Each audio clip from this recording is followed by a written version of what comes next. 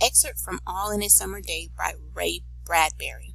The sun came out. It was the color of flaming bronze, and it was very large, and the sky around it was blazing blue tile color, and the jungle burned with sunlight as the children, released from their spell, rushed out, yelling into the springtime. "Now don't go too far," cried the teacher after them. "You've only 2 hours, you know. You wouldn't want to get caught out." But they were running and turning their faces up to the sky and feeling the sun on their cheeks like a warm iron.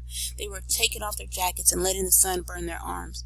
"Oh, it's better than the sun lamps, isn't it? Much, much better." They stopped running and stood in the great jungle that covered Venus, that grew and never stopped growing, tumultuously even as you watched it. It was the nest of an octopi, clustering up great arms of flesh like weed, wavering, flowering in the brief spring. It was the color of rubber and ash, this jungle, from the many years without sun. It was the color of stones and white cheese and ink, and it was the color of the moon. The children lay out, laughing on the jungle mattress, and heard it sigh and squeak under them, resilient and alive.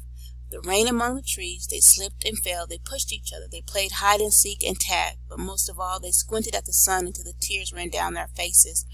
They put their hands up to their yellowness and that amazing blueness, and they breathed of the fresh, fresh air, and listened to the silence which suspended them in blessed sea of no sound and no motion.